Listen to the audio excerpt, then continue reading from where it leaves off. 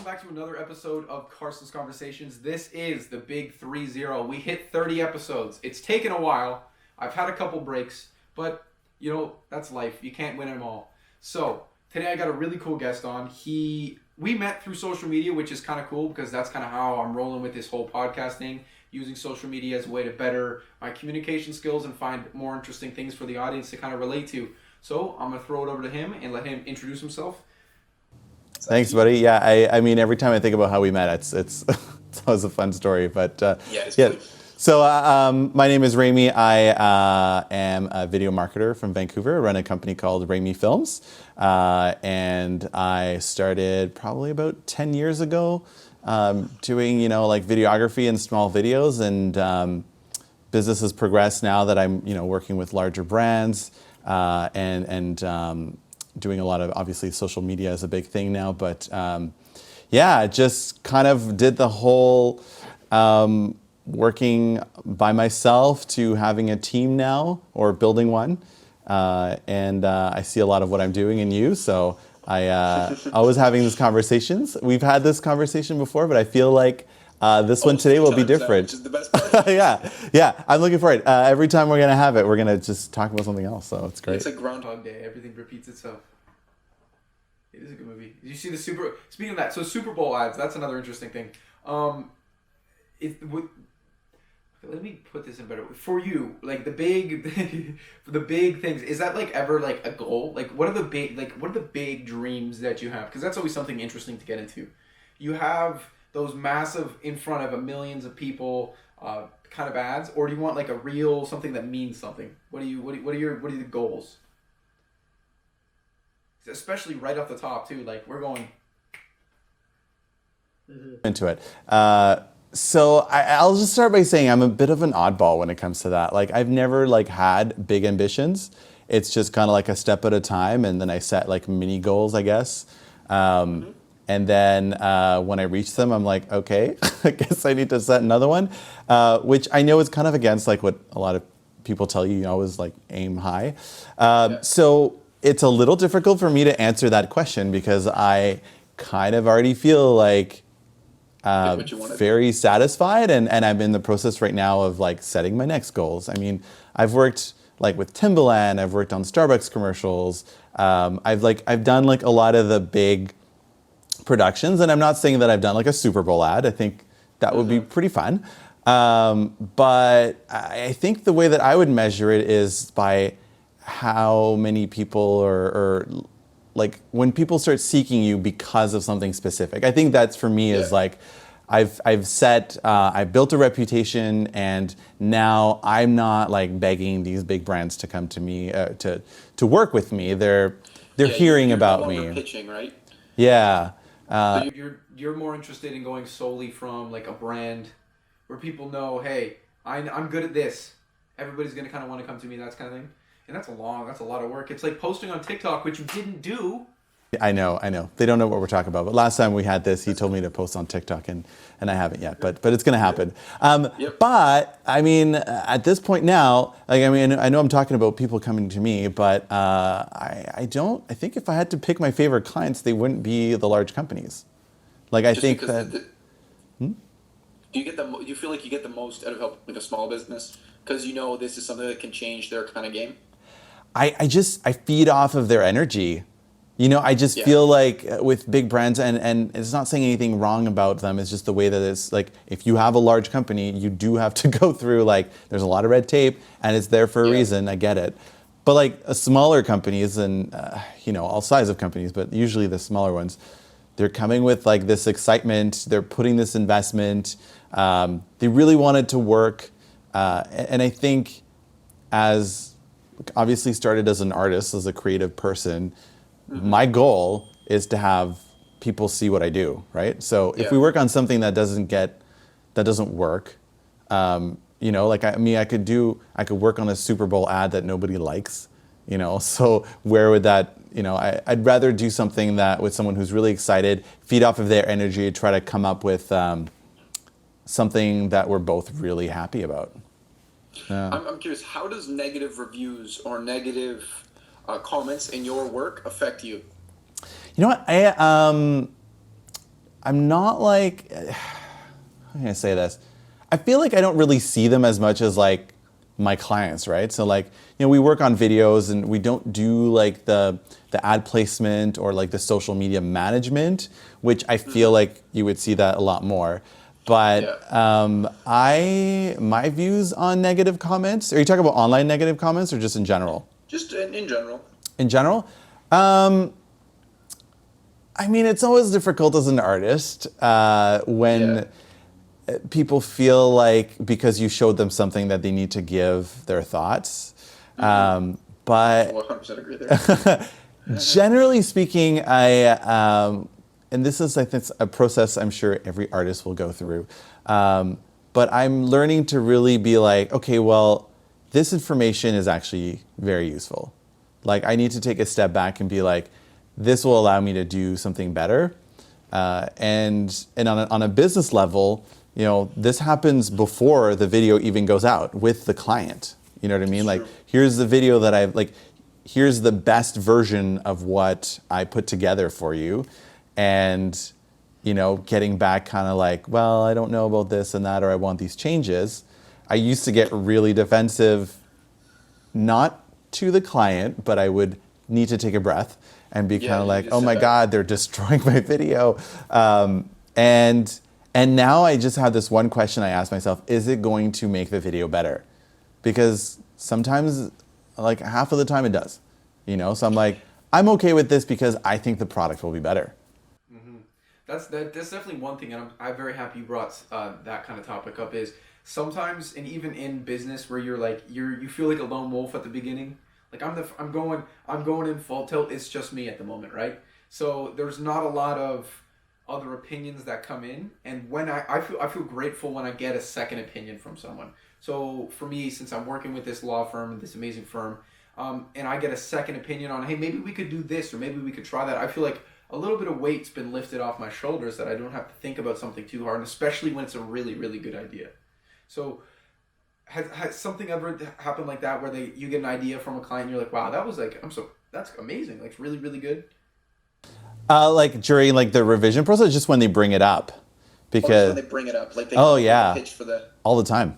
Yeah, no, I think sometimes it depends because I work with marketing companies as well as directly with clients. So the marketing companies will come with like really great ideas, obviously, because that's what they do. I mean, sometimes they come out with great ideas. The reason I was saying earlier, my excitement with working with these smaller companies is that they really feel strongly about how they want to do it. They just need help kind of like shaping it together and turning it into a video. But yeah, no, some people come with pretty good ideas. I mean, there's one video that I'm thinking about specifically. I can't really describe it because it's not safe for work.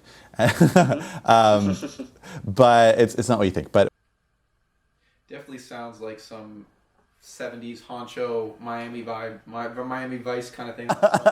Yeah, some brands are like, they're going for it. They're just like, you know what? Like, this is part of our brand to be a little bit more like edgy. So let's embrace it.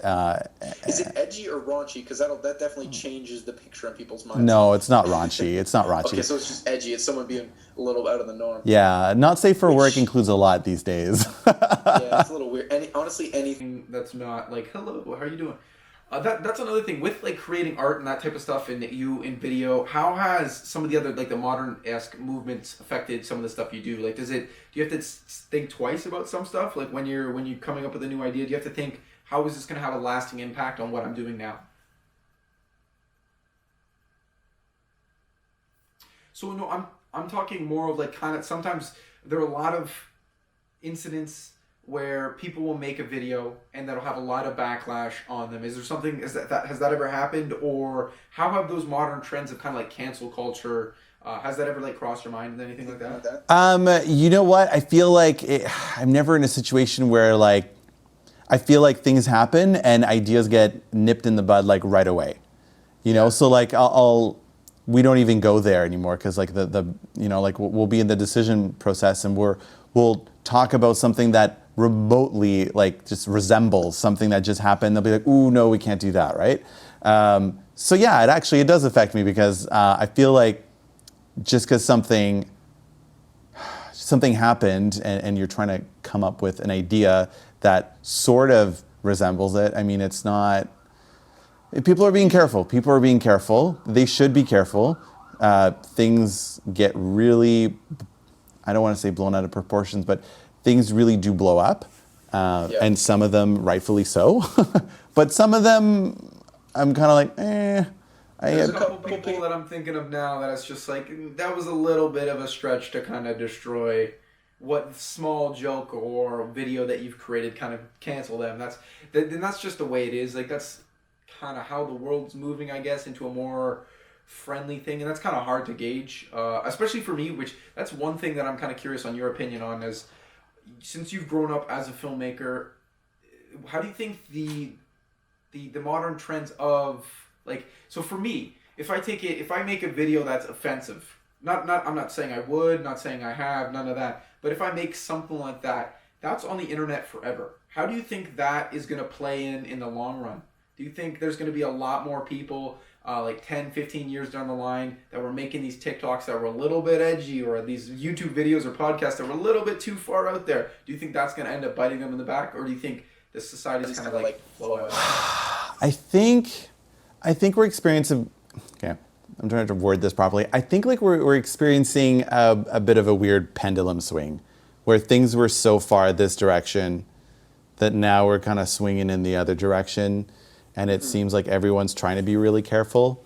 I don't know where that's going to go. But I do think that for those who have a strong message, who also are not scared to get out there, they have a very good opportunity right now. Look at Gary Vee, for example. Not to segue him and like right away. I was trying. Honestly, that's perfect, because I was thinking, I'm like, how am I going to bring this guy in? But here's a good example. It's like, he's kind of cutting through the noise with all his swearing. You know, so I mean, a lot of people would, if you had to do one video like Gary does now, you might ask yourself, is my employer going to see this video of me just like cursing? You know, and then, but you know, he's kind of using it as like, this is my authentic, like that's me, right? I'm not going to just give you something else. Though. That's another thing. He's from Jersey. It's a culture thing. Yeah, there you go. Makes sense now. Yeah, so I think, I don't know. I don't think people should be too careful. Like, I mean, don't censor yourself too much. I mean, obviously, if you have, you don't want to offend anyone, but you also don't want to censor yourself to the point that you've like gone so far out that like none of your personality is coming across. Yeah. I don't know. It's a touchy that's one. One thing. I feel the people that do the best overall just through social media. Yeah, and because honestly, social media is the new cable TV. Everybody's getting their information from there. Cable TV, like I used to have a cable TV box here. That's gone now. I don't use it. Apple TV and Disney Plus and that type of stuff. But that kind of content, I feel it's definitely swaying a lot more. So I feel like if you're just who you are and genuine, and I feel like that's why Vaynerchuk did so well, is just because he was being who he was. He wasn't being fake. Like, it was just exactly who he is, how he pitches himself. He's being honest with all that type of stuff and just going full tilt in it. Have you, like, what's your experience? Because if I'm completely honest, the podcast we did before I destroyed all the files and completely screwed it up, you actually changed the way I thought. I don't think you put too much weight on this, but the way you brought up, once you understand what he's trying to say and you stick around and listen and listen and listen again, you're just wasting time. So normally I would be at work and I'd put in his podcast every shift, because it's like 4 hours and you can take like 2 or 3 podcasts and listen to them while you're working. And then I was just like, I don't need to do this anymore. I know what I need to do. So I'd play other music that would other noise that would get my head thinking of other things. Now I remember, we did talk about that. And I think that's, now that we were re-recording this, we could definitely go in that, because I actually feel really strongly about this. I feel like me too now. There's, I don't know if it's just the people that I know around me, or it just seems like the culture is very much about like self-improvement and which is good, but it's just I get a lot of people get stuck in this cycle of just getting coached. You know, it's like it should be there. Never leaving high school, you always need a teacher. And you should take the time that you need to get to the point where you feel confident enough.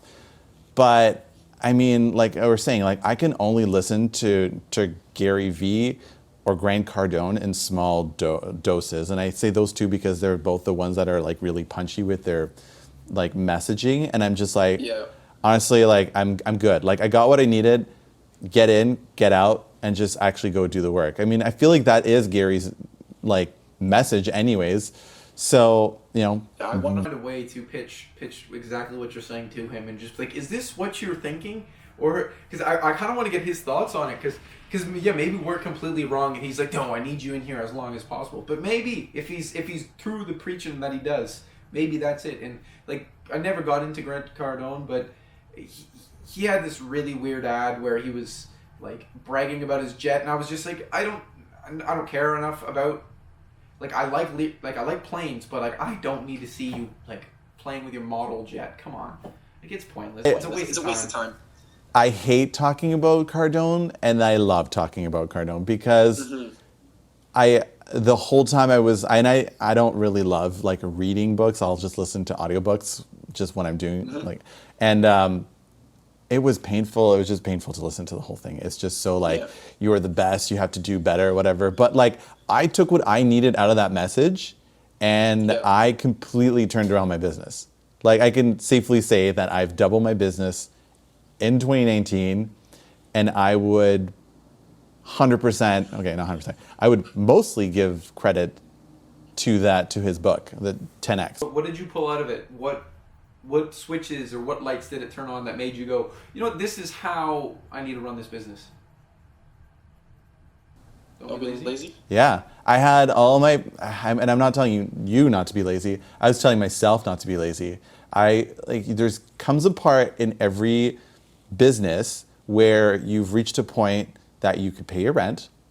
You can, you know, you can go eat out when you want, and you're just living a comfortable life. I'm not saying extravagant, like spending a lot of money, but it was there, and I just didn't feel like I wanted to make more money, but I wasn't willing to put the effort into it. I didn't realize this at the time. I just know there's something about that 10X mentality, which is basically saying, if you want to get there, it's going to take 10 times more effort, and why aim for, you know, something mediocre when you can aim for higher, which maybe it was just the right message for me because I don't set high goals. But, you know, I took what I needed out of it, and I'll give you a concrete example because I feel like a lot of these times we're just kind of throwing these words out and I send proposals for every project. I would assume most businesses do, especially creative businesses. So I send these proposals, and usually it's a written. It comes with like an estimate and then like a document, right? And you know, after listening to the Grant Cardone's 10X, I was kind of like, well, why don't I do video? Like, why don't I do like a specific video per proposal to send out? Because I feel like shows the creative side. Yeah, just to show like this is why I'm different. I'm gonna I do video. I say that I'm do video. I'm gonna actually do video in every way possible, and I'm gonna show you.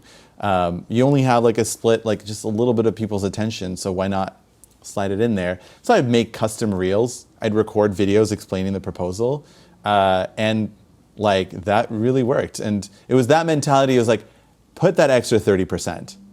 You know, like things aren't owed to you. Like just because you send a proposal and maybe you are the best doesn't mean you're going to get it. Like you have to put that extra whatever percent it is.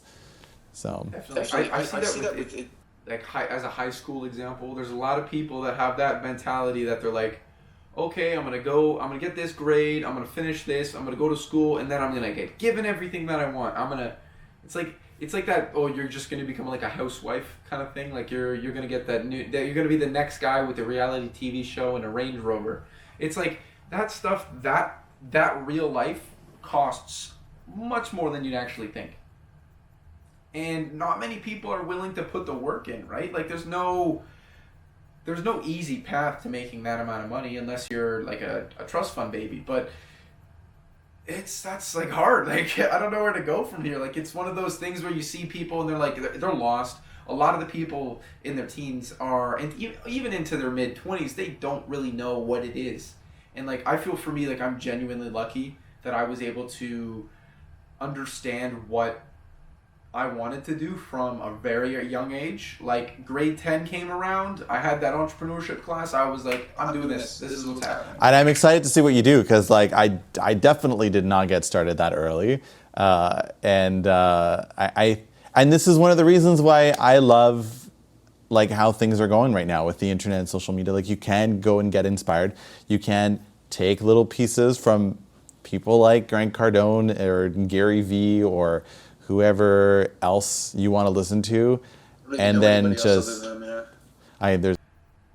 there's so many. Yeah, that's the crazy thing. It's a lot of people need to understand, and I feel like this is a direct message to everybody that is actually listening. Is you need to focus in on yourself a little bit more than you are now, because once you don't, and I know it sounds self-absorbed to say it that way, but the thing is you need to understand what you're about before you can go and say critique other people, get mad at them for doing something they did. And that's the root of the thing. A lot of people aren't focusing on completing themselves and kind of understanding, and it's not saying you're going to get 100%, but it's saying at least get that 60, the genuine 60%, more than 50, a passing grade in understanding who you are and what you're about. And then go, like you say, find those pieces that fit, that match your personality, match your interests, match the stuff you drive for, and take those things and say, this is how I'm going to do it, understand that, and find the passion that you really want to drive for. Totally. And this is something that we had in our previous conversation that I just want to bring up as well, is that I feel like I'm seeing a lot of people like with this pressure that they have to come up with these really high ambitions. And then they set it and then they feel like they're not reaching them. And there's this weird wave of depression going around about people just complaining about the situation they're in, or just like rent is high. Yes, it is. And our parents had it easy because they could buy just a place for cheap, and so I get that a lot, and I'm just kind of like, okay, so get it out. We'll talk about why rent is expensive. It's fine to rent, and then like, what are we going to change now? Because like we have so many more opportunities now. Like you can come up with a great idea in your basement right now. You could turn around, put a lot of effort into it, and then the world could know about it. Yeah. You know, I'm not saying it just happens like that, but like that isn't something that we could. Yeah, it's just a lot of work, and I think where it's going is that I think small goals are totally fine. Like I don't know if there's anyone else who like preaches this or talks about this. I just feel like I'm just bombarded with like, you gotta like think big, and that's basically what Grant Cardone's saying. But I started with like, I don't want to work a 9 to 5, and I'm not saying that 9 to 5 isn't like a good option. I mean, it's great. It's you know, like if that's your personality, it's steady, and you know, if you have a family, and it's just like, it's totally great. It's just not for everyone. It wasn't for me. And my first goal was just like, I want to do what I love, and I want to do it as for my living. And that was literally and when I left my job, I was like, leaving a salary job to go and do freelance is probably the scariest thing ever. For sure. But I was like, whatever, if it lasts a year, I'll have a year to work from home. Exactly. And then I know I can find work. I will find work if it doesn't work. And then at least I'll have enjoyed my time. And then after that, it was like, okay, well, I'm still working from home. It's like 3 years after. Business is doing good. I guess it's time for me to like put out some other goals. So I just made my way all the way here. That way it was slow but steady, which is kind of how I roll. Well, that wins like the famous fable, man. At the end of the story, the turtle wins, the tortoise wins. So it's not saying you're a tortoise by any means, but nor am I trying to win. I'm really not even trying to win. That's the one thing. Like people kind of, I feel like they don't get to they're hunting for something that's so much bigger that they can't actually obtain, And then once they get there, you're talking about that wave of depression that hits them, and they're like, "Oh, I failed. I'm such a failure." But you can't, like, and they get to the level where even like growing up, you see that people are getting participation trophies.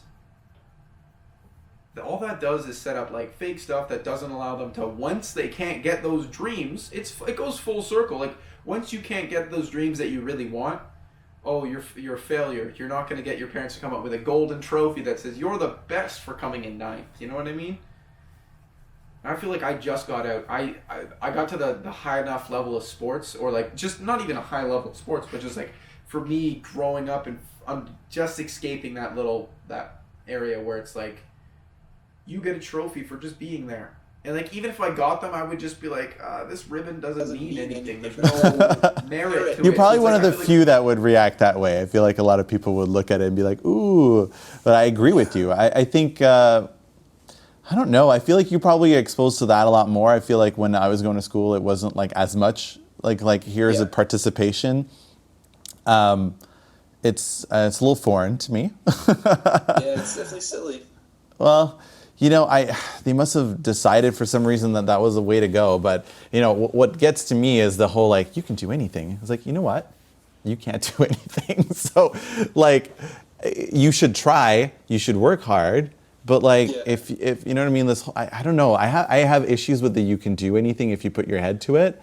I think it's the mentality, because I think you genuinely could do, and I'm not saying anything. Like, there's some certain things that, like, there's only the 1% of the 1%'s 1% kind of thing, where it's like, you're going to be an astronaut. There's going to be a million kids that want to be astronaut. It's going to be really hard to become an astronaut. But the thing is, you can still get in that field. You can still get in the general area just by putting your head down and kind of Figuring out how are you going to do it. You know what I mean? Yeah, you shouldn't. You can't do everything. You should stop in your tracks because you feel like you shouldn't do something, right? But like, I wanted to be a director, and I found out that I'm not that great at it. So that, like, I can't do that. And I come to realization. Sorry? How did you come to that realization? I just like, it's just, I don't know. I just, a lot of shoots. That's what it is. A lot of shoots. And, you know, it's not like people think director is just like, that's where you want to be because you're running the show. And to a certain extent, you know, the vision is delivered by the director, but it's like having to talk, like, it's a communications thing. It's just making sure that you can communicate to everyone. And let me tell you, like, you have to talk to everyone somewhat differently. Like, you wouldn't talk to an actor the same way that you would talk to, there's a whole language on how to talk to actors, you know? Like, you can't tell an actor, I want you to look mad. You know what I mean? Like, that doesn't, it's like, well, you know, you have to give them a situation, kind of like, as if you were going through this and stuff like that. And that wasn't me. And I wasn't good at it. I've learned that I'm not good at a lot of things. And then as soon as I learned that, I focused on the things that I was good on. And then somehow, like, it didn't feel like I was going against the current, you know what I mean? Like, I have curly hair, I tried to straighten them for years, and I learned that was a losing battle. So now I just embrace the curls, you know? Exactly. So I get... dreads, to be honest with you.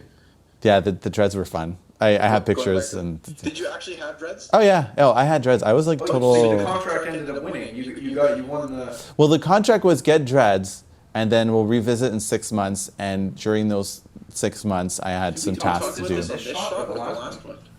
I don't think we actually went in specifics about this. Yeah, this is new. This is new territory. Since we've taken around 3 tries, with 3 attempts, this is what's going good. But just before we realized that we weren't actually recording, and that it seems to be like a rookie mistake on my part again. But the thing is, we were talking about how our parents kind of, even though we have this age gap, yeah, we still had a similar kind of a childhood, the way of, I'm still a child by all means, but we still had a similar thing where our parents made us get our first little step into business. You know what I mean? So absolutely. I'll let you tell your story and then I'll pop in a minute. Yeah, for sure. Well, I mean, I've always been, since I was pretty young, interested in video. I just thought it was like a cool medium, you know, old handy cam with, like, you know, all that stuff. And so, like, I got interested in that, but I guess at the same time, the way that I was raised, you know, I was a bit of a goth, straight up. So my mom and I were always like, kind of like banging heads in Butting heads. terms like, I wanted to get dreads, I wanted to I was in a band, and all that stuff. So really the contracts that so me and my mom would write these contracts when I wanted something and I wasn't letting go, and she would kind of be like, well, okay, well, this isn't gonna there's no winning here. Just saying no, it's not a good conversation to have. So if you want this, I want that, and then let's make an agreement. And then I did that. We printed it and signed it.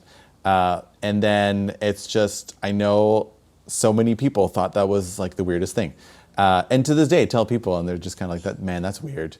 And that prepared me for just how the business part. You can be pleasant, but still thorough. For sure. And so the video and the business sense from my family and just kind of collided. And now I'm making it sound like it just collided and things were easy, but I didn't go to school for business or anything like that, so I have made huge mistakes on my way. Yeah. And every time it was draining, and I never did it again. It's learning. You live and you learn, though. That's the thing. Yeah. And for example, this is a fun story. No, it's not really a fun story, but anyone who starts their business, this is a very common mistake. So I don't know how many people will watch this or are thinking of having a business, even just for you. I put my address on my invoice. It's just the first thing to do. You put your address on there. And I had a client that was actually crazy. I'm not saying this. It's just he made the news after. There was a whole thing. Peter Mansbridge reported on him. It was a serial scammer, and he was actually something wasn't right. And but he was trying to scam money out of me. And then he showed up at my apartment, and he stood there waiting for me to leave. He called my phone so many times that I couldn't even call out. So I would ignore the call and try to make another call, and his call would come in again. It was it was the scariest thing. So I learned to never put your address on your estimate or invoice. Just pay $20 a month, get a virtual one, PO box somewhere. So yeah, I just everything I did was a slow route. Slow and painful. That's creepy, man. Yeah. I'm so happy I've only done this for 6 months and I haven't had anybody crazy yet. I'm jealous. Yeah. Well, I mean, if your address is on your invoice, it's time to change it. Yeah, I'll probably Straight up. do that Right after. after. I don't have a set invoice. I just kind of did the in-person thing. We do a pricing breakdown together, which is kind of nice. Because I feel in person, so even though this is the social media age and what I'm doing is all media related, right? I'm still a big believer in seeing someone in person. Yeah. Oh, 100%. That's the best. And even so video calls are nice. That's a step above a phone call, but being in person changes what kind of the meaning of everything really is. Yeah, absolutely. Yeah. If you can meet with someone, but if you can surprise someone that they're not doing something thoughtful or that you connect with them without them expecting it, that's a different level. If you're responding to an initial email asking questions and you respond with a quick video message, for example, I'm literally pushing all my clients to do that because it works so well. What, replying with video? Yeah, replying with a video with a thumbnail in the message. I know that we had this conversation last time and you responded with one. It worked so well. It was ridiculous. It works so well, and it's just everyone can use it. Even whoever's watching now, if there are people who actually not really interested in having a business, and they're just kind of they just like listening to you. You can do this for anything. Are you applying for a job? Are you you know what I mean? It's just one of those things. Out-of-the-box thinking for sure. Because if I'm applying for a job through an email or I'm using LinkedIn and someone's headhunted me there, and I send them a video detailing me and talking about me and showing my mannerisms, showing my voice, showing out what I can do, that definitely changes the perception. It goes, this person's thinking kind of out of the box. Maybe they're not good at writing emails, but hey, at least they're doing something up on it. Yeah, absolutely. And it's unexpected, and it's kind of you're kind of forcing this connection on people right off the bat, because like not forcing it, but they're like, you're opening a message like, oh, look, a video. And then you've already made contact with them.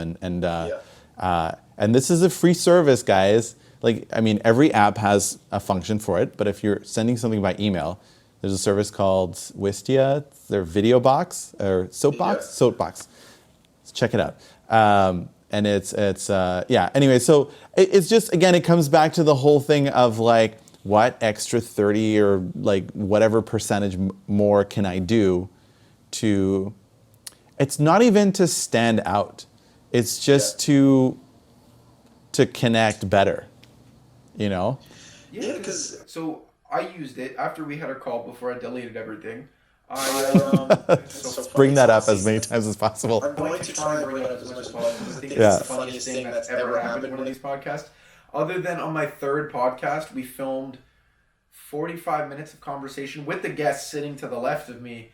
And after we get about, like 45 minutes in, I look and I go, that camera's not blinking red. And it's just as bad as what I did. And I'm sitting there and the girl that came over, super, super smart, like super, like science genius kind of thing, like found a cure for a whole bunch of crazy stuff, is sitting there. And I have to come up with a way of telling her that we haven't been recording. Yeah. I'm like, we weren't recording. Like, and I tried to like, she goes, okay, it's okay, because I've known her for like my entire life, and we went to elementary school together. And she was like, I was kind of wondering why the camera wasn't blinking, because I was like, oh my god, it's so funny. But we reshot it, and it ended up being much better than the first one. So like, you live and you learn. Sometimes you're gonna make these big, massive mistakes that cause tons of problems, but sometimes it works out, and you cut your losses, right? Like you were saying, you couldn't get everything done. You cut it, and you keep moving on. Absolutely. Yeah. No, it's the mistakes that I've made are just woof. And you know what? I feel like someone could tell me, you should do this or you should not do this, and most of it would kind of just like go by. That's just, I mean, some people are really good at soaking it in. I could tell you are, but yeah, it's just, we're all different. So, you're going to process things differently. You're going to learn differently. And if you are consistent and you are doing something that you enjoy, good things will come out of it regardless, right? for sure, definitely. Well, I honestly think I look through your content all the time now, and I'm like, this guy is so set on doing amazing things in the future and continuing on it. Thank you. So I'm just genuinely happy that you came on, and I'm so sorry for like breaking the video last time and having to redo it, but I guess it worked out in the long run. So I'm just really happy that we got to have this second conversation, because I felt like we touched on a lot. Like, it was like we could do a breakdown for another 2 hours what we want to talk about, but yeah, no kidding. And we only talked about Gary for like a minute, and we didn't even talk about TikTok. We could. Okay. Honestly though, getting back to the videos things, like setting those, so through my little like the Maple Crew thing that I have, this little talent incubator kind of thing, kind of slowed down a little bit because we got a little bit out of contact, because I had a couple busy things I had to do, but I'll get back into it. I'll figure it out. And I started, so people would request and try and join, and it's a lot of saying no, because it's either they're not really content creators and they just kind of want to join, or it's they're content creators but we don't really think they'll match, or there's so many people messaging us and typing out. I would try and spend hours and hours and hours typing, saying, oh, thank you for applying, but like we didn't really want to do an application thing either. But it was like, instead of to cut the time back, I used what you were saying before, after we finished the podcast, and I started sending voice and audio, and so audio and video things, and the open rate from the bigger people was like amazing. Even the small people would open it and they go, I've never had someone like a creator like yourself, which I can barely call myself that, but it's like they were like, it changes the mind of the people. And the thing is, once I would send these videos, people would immediately follow back, or they go on all my accounts and I'd see the name kind of pop up continuously. My subscribers would go up. So it's that personal connection that you're talking about. Once you break, because text, you can never really get a true message across. We text, like sometimes if my friends and I are in an argument, someone says something jokingly, but the sarcasm doesn't make it through a text. Or my mom, she even texts me and she tries to make a sarcastic joke, and I'm like, why is she being so mean today? What is this? But it's like the sarcasm or the context doesn't truly follow through. So to completely avoid that, using your tip or your advice or whatever you want to call it, whoever you want to credit it to, it's amazing. It's like, it changed the game, honestly. Yeah, and it's not even a big thing. So and it's something that I discovered. At the end of the day, what you have to ask yourself, and because there's going to be new technologies coming out, new things, like people are going to start sending videos, and that'll be a normal thing. But at the end of the day, you got to ask yourself, like, what would I want? Like, what would be nice for me on the other side, you know? And I say this to large corporate companies too. I'm like this video that we're doing, who is it for? You know? And would you watch this? I ask this almost all my clients now, like when it's appropriate. I'd be like, would we want to watch this? Because I really want everyone to make content that they themselves want to consume, if what they're doing is meant for a similar demographic, right? Like if you're making like children's content and you're like, well, I'm not really into. It's a risky business, and we talked about it last time. Like, yes. I don't even want to get into it. No. But like that's definitely honestly, to wrap this up, because I gotta get going in a little bit. But the whole thing is like that's the thing. If you can really find something that you do enjoy, like you making film, you creating things, me making podcasts, and maybe 15-second videos to the newest Shakira noise that came for the Super Bowl, or whatever the matter of fact that it is. Like the whole thing is, if you can find something that you truly enjoy, and I've said this before, just go for it. Even if it's difficult, you want to be that guy on the moon. You gotta be you want to do anything. Like you can. I'm not saying you can do anything, and I don't believe that as well. As I agree with you there, but it's like you might as well try. And if it doesn't work out, you've got the experience. You failed. You've already had your first crazy person, or a person that like I don't like the crazy is a demeaning word, but it's like. You've already had that experience. You understand. You don't want to have it again. You can learn. Living is figuring out what's happening. You got to learn a lot more. High school teaches you the basics. Your education, university will teach you those little basic pieces that you need to know to think differently and understand stuff. But the majority of your real learning is outside and figuring out stuff. Crazy stuff in the world. 100%. But the good things in high school too, especially working with people you don't want to work with. Do you think that helps? 100%. Biggest skill. Like next time you're complaining, like, oh my God, I can't believe I'm with this person's team, and be like, life is full of working with people that you don't necessarily want to be working with. And I'm not saying that I work now with people I don't want to, but it's going to happen. And you just got to learn to just figure it out. My favorite thing is I'm pretty sure I'm the person that people don't want to work with. What? No, I don't believe that. I'm kidding. That would be funny though.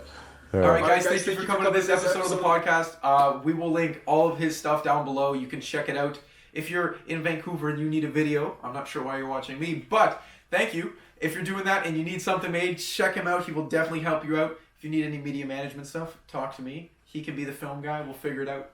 But yeah, thank you guys for coming to episode 30. This has been amazing. I appreciate you guys checking this whole thing out. You can still check me on Spotify and Google Podcasts and all those other audio things. But yeah, thank you.